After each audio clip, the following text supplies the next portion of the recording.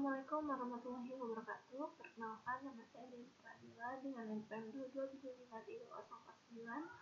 Pada video kali ini saya akan menjelaskan ujian praktikum teknik penulisan karya ilmiah dengan dosen pengampu Bapak Septa Fiansa.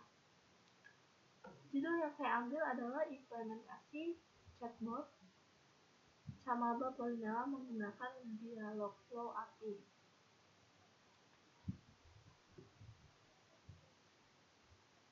Mengapa saya mengambil judul ini? Latar belakang dari penelitian saya adalah di era globalisasi dan perkembangan Gen Z yang menggunakan teknologi memiliki pesatan loncatan untuk setiap instansi atau perusahaan untuk melakukan inovasi dan kreasi. Lalu dengan itu pula perguruan tinggi senantiasa memberikan pelayanan yang memadai, mudah diakses, dan mumpuni untuk mendapatkan tunjangan lebih baik di dunia pendidikan. Oleh karena itu, perguruan tinggi terus berupaya memberikan pelayanan terbaik dari akademik maupun non-akademik untuk kebutuhan mahasiswa ataupun calon mahasiswa barunya. Menurut Marta-Lina 2018. Berdasarkan hasil wawancara kepada Kepala Bank Kasubag di Politeknik Negeri Lampung dan kuliahnya kepada Menteri dan jajaran Wakil Menteri Pendidikan BMKB Polinela mengenai pelayanan akademik, yang hal ini merupakan pengalaman. Berdasarkan pengalaman saya sebagai Wakil Menteri Pendidikan BMKB Polinela yang menjadi indikator untuk senantiasa memberikan pelayanan kepada calon mahasiswa baru. Selain itu, saya pun bertugas untuk memberikan wadah kepada Camaba terkait informasi. Lalu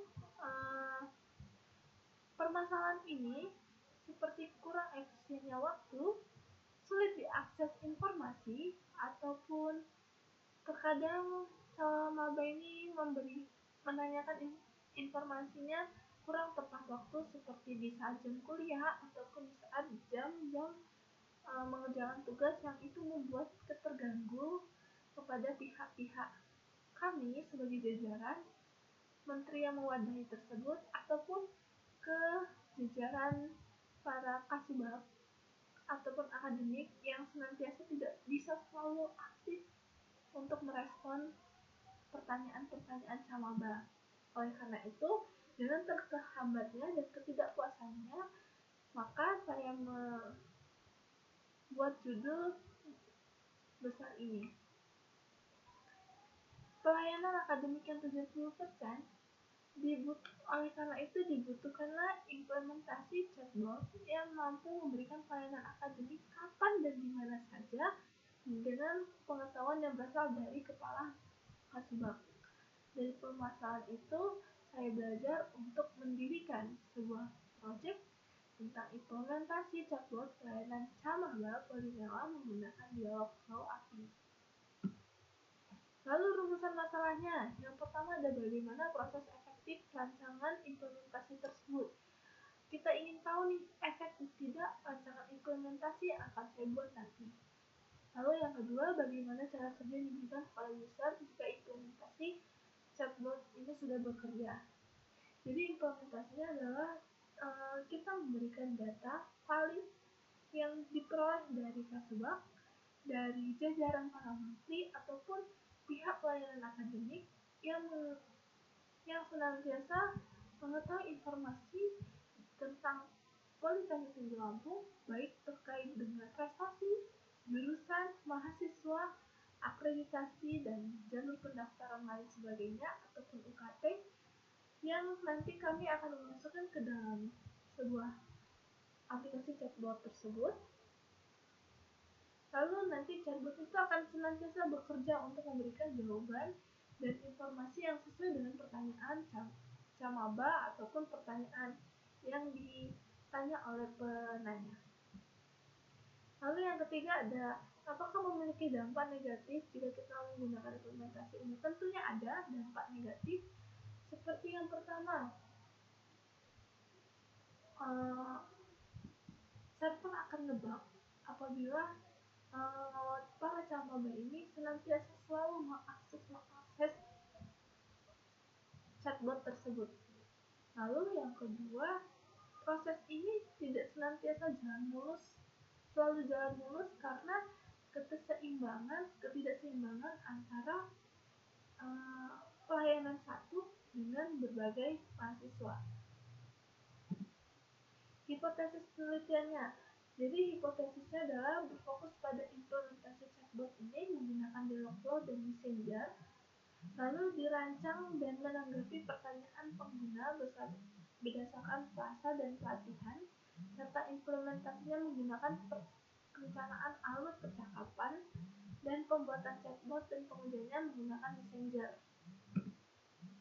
Tujuan ini dengan adanya penelitian ini memberikan kemudahan bagi camaba dalam mendapatkan informasi yang lengkap.